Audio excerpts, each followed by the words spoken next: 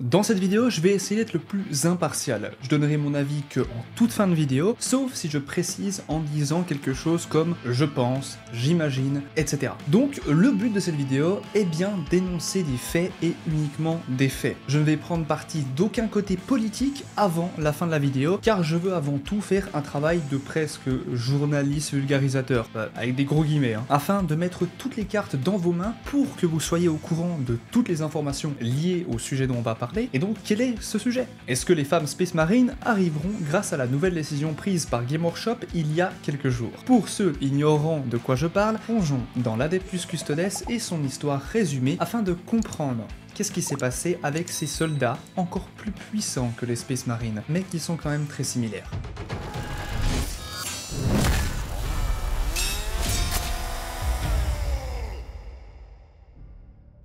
L'Adeptus Custodes est par définition une armée d'élite, servant de protecteur custodien pour l'empereur de l'humanité. Ils l'ont défendu durant les batailles les plus sombres, durant les tentatives d'assassinat, durant les guerres fratricides, et j'en passe. Salut Jean.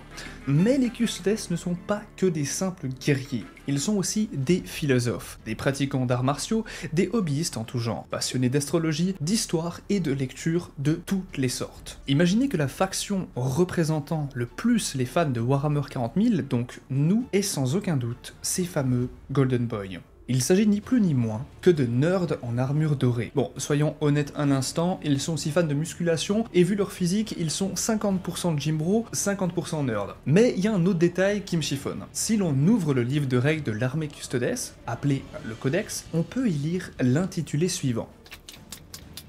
Les custodiens commenceraient leur vie en tant que nourrissons des maisons nobles de Terra. Il n'est aucun prestige plus glorieux que celui d'abandonner un de ses fils à cette vocation au sein de l'Imperium, et des clans importants de l'aristocratie de Terra ont volontiers confié des générations entières de nouveau-nés à l'Adeptus Custodes. Et il s'agit de la page 14 du Codex Adeptus Custodes de la 8ème édition. Oh! Mais il y a un deuxième passage du Codex de la 9ème édition que je dois vous lire. Les custodiens vont jusqu'à changer de nom, adoptant celui d'un dieu, d'un roi ou d'un héros d'un lointain passé de l'humanité. Jouissant d'une espérance de vie très longue, ils ne vieillissent pas comme les êtres humains, mais ils peuvent être tués au combat. Leur propre famille ne les reconnaîtrait pas s'ils les voyaient, bien que par fierté, ils affirment en être capables. Et il s'agit de la page 8 du Codex Adeptus Custodes de la 9ème édition. Et ici, on y voit un gros problème. Je vous laisse comparer ces deux images. Alors, à gauche, il y a la version française, et à droite, la version anglaise. Est-ce que vous voyez pas un souci de traduction? Alors oui, vous ne rêvez pas, ici, dans le paragraphe en français, une phrase a été supprimée. Et étrangement, ou par simple coïncidence, je mets pas la faute sur Game Workshop, je ne sais pas, très sincèrement. Moi, je suis là juste pour vous énoncer les faits, vous en faites ce que vous voulez pour avoir les informations, et vous jugez derrière. L'élément qui n'est pas dans la version française s'avère être ce qui confirmerait l'existence des custodes masculins depuis la 9ème édition. La 8ème, il y a bien l'intitulé « Les Fils », mais dans le dernier des codex, bizarrement non. Regardez bien le texte en anglais à nouveau, et il est précisé, si je traduis directement et en vulgarisant, les membres de leur propre famille ne les reconnaîtraient pas s'ils étaient encore en vie, pour voir ce qui est arrivé à leur fils, neveu ou cousin. D'ailleurs, petite parenthèse subjective, d'après moi et de nombreux autres fans, les custodes sont décrits comme étant très masculins. Leurs attraits physiques sont d'origine masculin, forcément, et leurs hobbies sont généralement des passions adorées par les hommes, comme la philosophie, qui est pour moi l'un des meilleurs exemples. Mais venez pas me faire chier en commentaire en me disant que il y a des fans de philosophie qui sont des femmes, c'est évident, n'importe qui avec 2 neurones fonctionnels peut s'en rendre compte. Là, le but ici est de faire une généralité, ou plutôt une simple étude de statistiques. Le souci principal d'avoir des femmes custodes est aussi biologique. Les soldats de l'Imperium sont très souvent génétiquement modifiés. Les Space Marines reçoivent plus de 20 organes surboostés, les rendant 100 fois plus forts que n'importe quel être humain. Quant aux custodes, ils reçoivent des organes choisis manuellement par leur créateur. Chacun des custodiens est fait à la main. Chaque organe, chaque modification corporelle et chaque idée implémentée dans le guerrier, muscles, tendons, capacités surhumaines, endoctrinement, tout est minutieusement étudié pour avoir une armée de soldats tous unique, chacun ayant été créé différemment du précédent et du prochain qui finira sur la table d'opération. Les custodes n'ont que faire des pertes de temps telles que le sexe. Sont-ils capables de faire l'amour avec une femme, et d'ailleurs avec un homme? cela n'a jamais été explicitement dit dans le lore. Et il en va de même pour les Space Marines. Ils ont probablement la capacité physique adéquate pour le faire, c'est ma manière de dire simplement que oui, ils n'ont pas besoin de Viagra pour que cela soit bien dur, mais ils ont aucun intérêt à faire un tel acte. Les soldats génétiquement modifiés par l'empereur ont un but et un seul, protéger l'empereur pour les Custodes, et les Space Marines portent le rôle de conquérants. Alors, si on finit par avoir une figurine Custodes féminine, ce qui arrivera à coup sûr, d'ailleurs pareil pour la version Space Marine, je peux vous assurer que ça arrivera, eh bien elle ne devrait, et attention si l'on en croit le lore, elle ne devra pas avoir de sein gigantesque ou un fessier musclé et donc volumineux. Alors ne soyez pas offusqués si je dis ça, mais prenons mon exemple et celui de mes amis qui font du fitness. Si l'on va au fit et que l'on fait du sport, on va augmenter notre force et nos muscles grandiront par la même occasion. On va donc forcément prendre plus de bras, de pecs, de dos, d'abdos qu'une femme. Qui, elles, les femmes, grâce à leur génétique, prendront plus de volume au niveau des jambes et donc des fessiers. C'est simplement biologique. Alors, ça veut pas dire que les hommes ne prennent pas des jambes et des fessiers, c'est simplement que les femmes vont plus facilement prendre là en bas. Nous, les hommes, on a énormément de chance avec notre ADN. Je sais pas exactement s'il y a un pro de l'ADN, la génétique, tout ça dans les commentaires, merci d'expliquer, mais je vais pas m'attarder là-dessus, c'est pas forcément important pour la vidéo, on a compris ce que je voulais dire. Là où je veux donc en venir est que si une femme surentraînée devient un Custodes, elle aura forcément des traits plus masculins, car la force au niveau du haut du corps est bien plus important pour se défendre et donc pour défendre quelqu'un. Certes, des jambes puissantes et un bon jeu de jambes permettra de bien boxer, mais si l'on parle de volume et de force musculaire, même sous stéroïdes, les hommes de toute compétition et en tout sport lié à la force et à la masse musculaire sont factuellement bien plus forts et plus résistants. Il suffit de voir la différence de volume et de poids soulevés par les compétiteurs premiers dans les catégories de sport, et donc de sexe opposé, l'homme, dans tous ces cas, est toujours plus fort. En toute logique, un Custodes homme ou femme devrait être totalement identique, car leur objectif reste le même. Alors, si avoir une femme Custodes est désavantageux en termes de performance, pourquoi est-ce que l'empereur voudrait une femme Custodes si elle n'est pas autant forte que son homologue masculin? Eh bien, d'après moi, Game Workshop devrait trouver une solution dans cette faille, en amenant le lore d'une façon plus ou moins similaire à celle que je vais plus ou moins vous citer. L'Adeptus Custodes a prouvé ses valeurs à de nombreuses reprises. Les hommes dorés ont pu accepter au sein de leur rang de nombreuses nouvelles femmes grâce à une découverte scientifique miraculeuse. Un changement génétique et micromusculaire a permis aux chercheurs de l'Imperium de pousser la croissance musculaire d'une femme jusqu'à un niveau masculin, afin qu'elle puisse atteindre une force identique à celui d'un homme. Sa taille, son poids et toutes ses capacités étant un miroir identique au Custodes masculin. Malheureusement, en devenant un protecteur de l'empereur, une femme custodienne devient automatiquement l'opposé de ce qu'elle était à sa naissance, biologiquement plus proche de l'homme que d'une femme. Elle perdra toute race féminine et sera souvent confondue avec ses frères d'armes. Sa voix deviendra grave et le seul moyen d'être sûr du sexe d'un custodien sera de voir le guerrier sans son aume doré. S'ils font ça de cette manière, j'avoue que je serais assez content, car ce serait pas malhonnête. Et au final, même si on n'est pas d'accord, eh bien ça ne changera pas le fait que Game Workshop fera ce qu'ils ont envie. Et pour ceux qui veulent comprendre pourquoi ils font ça, je vous invite à regarder la vidéo sur BlackRock que je mettrai en description, et les stocks de Game Workshop sont en grande partie propriété de cette entreprise qui décide des actions des plus grosses sociétés mondiales. En gros, BlackRock est responsable de beaucoup des décisions prises par Game Workshop et les gouvernements, sans parler du fait que BlackRock a même sa place à l'Elysée quand Macron et beaucoup d'autres présidents, même le président d'Ukraine et d'autres légions, bref, de rangs, de pays, on s'en branle, c'est trop compliqué, c'est chiant la politique, mais sachez qu'ils ont une place très importante. Et rappelez-vous aussi d'une chose, Warhammer, enfin Game Workshop, avait il y a quelques années posté le message suivant. Warhammer est pour tout le monde. L'une des grandes forces de notre hobby est sa capacité à rassembler les gens autour d'une cause commune, à construire des liens et des amitiés qui dépassent les clivages. Nous croyons en une communauté unie par des valeurs partagées de gentillesse et de respect mutuel. Nos décors fantastiques sont sinistres et sombres, mais ce n'est pas le reflet de ce que nous sommes ou de la façon dont nous ressentons le monde, ainsi que de la manière dont le monde devrait être d'après nous. Nous n'accepterons ni ne tolérerons jamais aucune forme de préjugés, de haine ou d'abus dans notre entreprise ou dans le monde de la guerre. Nous continuerons à diversifier les personnages que nous représentons à travers les figurines, l'art et l'histoire. Tout cela afin que tout le monde puisse trouver représentation et des héros auxquels ils peuvent s'identifier. Et si vous pensez la même chose, où que vous soyez et qui que vous soyez, nous sommes heureux que vous fassiez partie de la communauté Warhammer. Si ce n'est pas le cas, vous ne nous manquerez pas. Donc oui, Game Workshop a depuis très longtemps affirmé qu'ils allaient diversifier leurs figurines, car avant tout, je le répète pour la 8000e fois, mais malheureusement, Game Workshop changera son histoire pour nous vendre des figurines, car ce qu'ils font à la base, c'est nous vendre des figurines. C'est une société, une entreprise qui vend des figurines.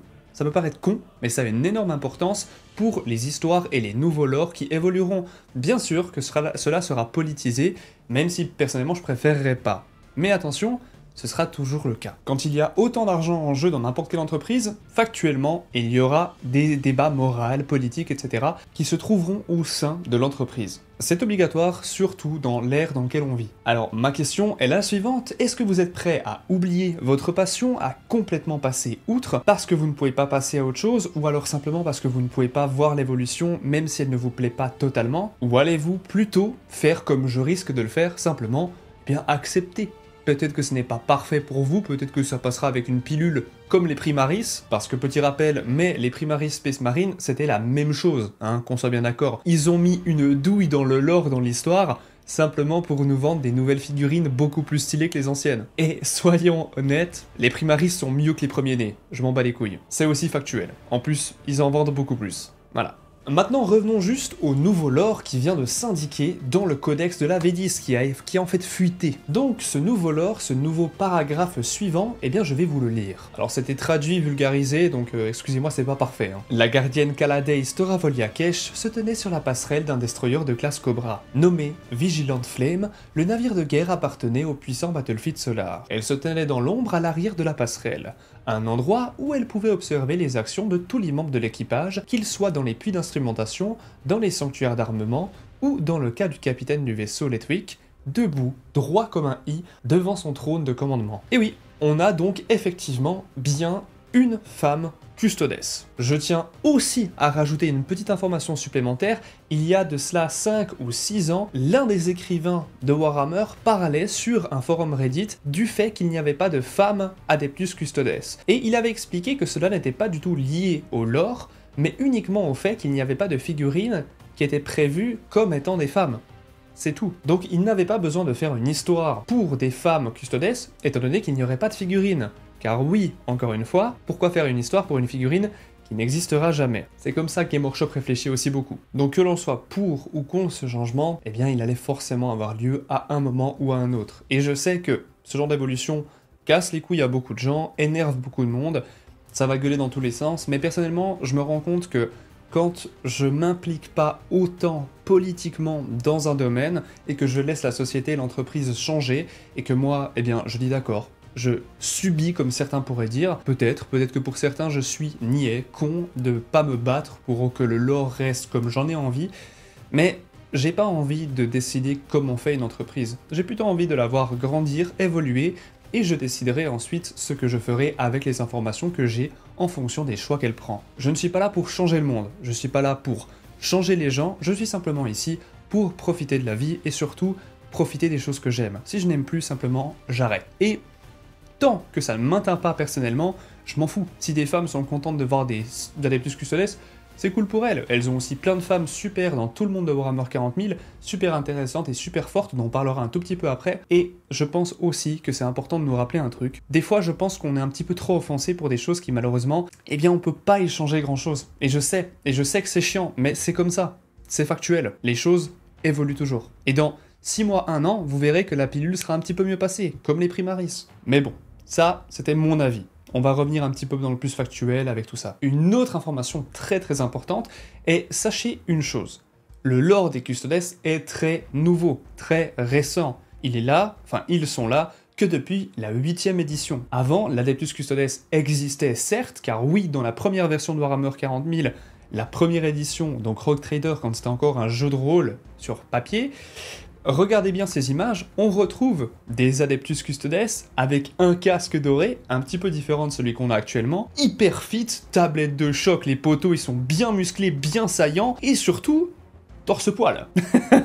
Alors, heureusement qu'il n'y a pas eu de meufs avant, parce que ça aurait vraiment fait un autre débat actuellement. Je peux vous assurer qu'elles auraient été dans des tenues très très sexy, et ça aurait un petit peu plus gueulé maintenant, pour le côté, ouais, c'est pas très juste d'avoir changé ça, etc. Mais bon, là, ça m'a juste fait un petit peu rire, j'aurais bien trouvé ça drôle et presque comique qu'ils aient mis des meufs, justement, à cette période, torse nu. Ça aurait vraiment créé un débat, mais je vais pas me prononcer là-dessus, je trouve ça juste trop drôle. Allez, continuons. Petite information supplémentaire, si vous regardez bien le texte que je vous affiche juste ici, Aaron, donc le fameux écrivain dont je parlais, nous affirme qu'il y avait des discussions déjà auparavant sur le fait d'avoir donc des femmes Custodes. Et si il dit qu'on se trompe en parlant du fait que dans la 8e édition et la 9e, eh bien il n'y a pas donc de femmes Custodes, d'après lui, nous nous trompons. Alors, c'est un petit peu un débat compliqué étant donné que si c'est mis dans les bouquins, eh bien c'est censé être vrai, mais c'est pas toujours canon, car le lore évolue. Et c'est un peu ça le problème de Warhammer, parce que en soi, s'ils l'ont pas raconté, ils l'ont pas encore écrit dans les livres, et bien simplement ils peuvent nous dire « Ah bon, on avait prévu de le faire, on l'a juste pas encore sorti », ce qui est possiblement vrai.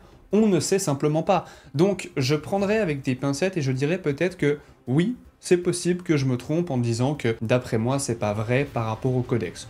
Je pense que je me trompe peut-être. Je suis pas là pour dire que j'ai toujours raison, au contraire, je me trompe très souvent, mais je suis toujours là pour partager mon opinion et aussi des faits à droite à gauche. Voilà. Donc notez bien ça, c'est très important. Parlons maintenant de mon avis et pourquoi je pense que cela était inévitable. Et que même si j'aurais préféré que la politique n'impacte pas notre univers préféré, en réalité, je vais simplement m'en branler totalement. Est-ce que je suis vraiment pour les femmes custodes ? Non, pas forcément. Pour moi, les femmes sont ultra représentées dans le monde de 40K, avec des persos très intéressants, comme une capitaine de navire, précisément le vaisseau des World Eaters de Conquérant, et ce perso méga intéressant s'appelle Lotara Sarine. Et je pense que je vais faire une vidéo parlant de toutes les femmes incroyablement intéressantes dans le monde de 40K, pour montrer que non, on n'a pas besoin d'en rajouter dans des endroits principalement masculins, car au final, cela ne leur rend pas service, voire ridiculise les personnages féminins déjà existants qui sont absolument oufissimes. Et donc si le but est d'être inclusif, je pense que cela va faire totalement l'inverse, en réduisant les personnages qui sortent du lot qui sont féminins, en mettant d'autres qui sont juste là pour être là. Ce que je veux dire, c'est qu'un personnage féminin, pour qu'il soit intéressant, il n'a pas besoin d'être juste féminin, il a simplement besoin d'être intéressant comme il est écrit. L'un des meilleurs exemples est Arwen ou Éowyn du Seigneur des Anneaux, deux personnages féminins extrêmement intéressants. S'ils avaient été des hommes ou des femmes, ça n'aurait pas eu d'importance. Ils sont super intéressants tout court. Si Aragorn avait été une femme, ça aurait été intéressant, mais c'est pas le cas, c'est tout. Bon, par exemple, on a aussi Tano Aleya, une sœur du silence qui fait partie des protagonistes principales du livre La Légion de l'Empereur, et je vous le donne en mille, ce livre est basé sur les faits d'armes de l'Adeptus Custodes et des Sœurs du Silence, deux sous-factions différentes, mais complémentaires, comme l'homme et la femme. Je vous apprends rien encore une fois en vous disant que tous deux sont très différents, et ce qui fait la force de beaucoup de mariages, c'est la différence entre les deux sexes. Pour moi, c'est primordial, c'est ce qui a fait la force de mes parents, c'est ce qui a fait la force de beaucoup de couples qui ont duré sur le long terme. Voir les différences de l'un et raccorder avec vos forces pour complémenter tout ça afin de s'élever, pour mettre en avant leurs forces et leurs faiblesses. Alors, il faut le dire, on a tous des défauts, et disons-le les mecs, notre défaut, c'est qu'on est parfois vachement cons quand je vois les débilités qui nous passent par la tête. Enfin bref, c'est pas le sujet. Il existe de nombreux autres personnages féminins incroyables, comme Séverine Rain, Bri Jagdea, sans oublier Sainte Célestine et toutes les Sœurs du Silence et les Sœurs de Bataille, qui sont une quantité inimaginable et qui sont toutes badass. Ce qui fait quand même de nombreuses femmes magnifiquement représentées et surtout hyper fortes dans presque tous les domaines. J'ai vu un argument qui parlait du fait que l'Imperium arrive peut-être à court de ressources et donc il doit forcément se rabattre sur des femmes. Alors déjà non, en plus de ça, ce serait méga réducteur, parce que prendre des femmes parce qu'on n'a plus que ça, parce que les hommes on peut pas les prendre, mais c'est le plan A, donc on va aller sur le plan B, les femmes, c'est débile, et le but de Game Workshop n'est pas de faire des Custodes femmes des plans B de seconde zone, mais bien de vendre de nouvelles figurines. Rappelons-nous d'une chose, Game Workshop et donc Warhammer sont une entreprise cherchant à nous vendre des figurines. Fin, faut pas chercher plus loin, le but premier est là. Les histoires sont uniquement là pour que l'on s'attache aux personnages et qu'on ait envie de les monter, de les peindre, de les collectionner, de jouer avec et surtout d'être ébahi devant la qualité phénoménale que Game Workshop peut nous proposer. Et c'est ça le but principal, simplement. Alors pour conclure tout ça, je dirais une seule et dernière chose. C'est en soi pas important le sexe d'un personnage. Au contraire, c'est cool de varier. Mais ce qui compte avant tout, c'est que cela n'est pas un but dans le monde réel. Donc, la politique ou les idées morales d'un créateur devraient pas être transcrits dans une entreprise malhonnêtement. Game Workshop, en disant que oui, ça a toujours été le cas, oui, les Custodes ont toujours eu la possibilité d'être des femmes, alors que cela a été prouvé que c'est totalement faux, parce qu'on arrive à un stade, je vous le rappelle, où Game Workshop, enfin, le community manager sur Twitter bloque tous les gens pas d'accord avec eux et n'est donc pas prêt à écouter des critiques constructives. Et le gars qui gère le Twitter de Warhammer, eh bien, est arrivé à un stade où il met délibérément, en voici une preuve en image, ce n'est pas mon opinion, mais bien factuel, il ment délibérément, tout simplement. Ça a été prouvé dans les bouquins précédents que Game Workshop ont écrit. Ils auraient pu simplement mettre « Oui, on a changé d'avis ».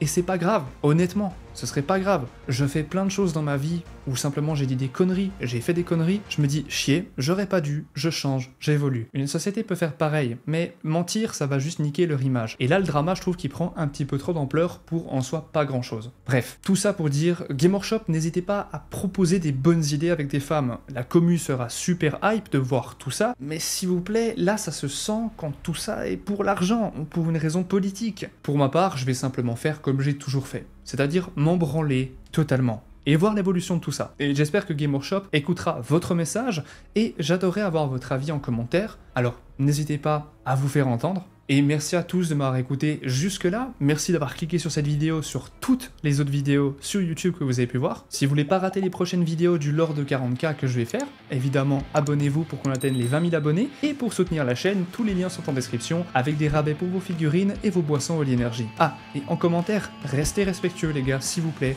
et les filles. D'ailleurs, j'adorerais avoir l'opinion de femmes sur le sujet. Je pense que beaucoup seront d'un avis similaire, probablement nôtre, que ça devrait pas être politique. Mais bref, bonne journée à tous, prenez soin de vous, allez faire du sport, la santé, fit, mangez bien, buvez beaucoup d'eau, vous connaissez, à bientôt, et surtout, prenez soin de vous. Ah, et si vous voulez découvrir la bataille de Macragge ainsi que la première invasion tyrannide, je vous invite à cliquer sur la vidéo à la fin. Bonne journée à tous.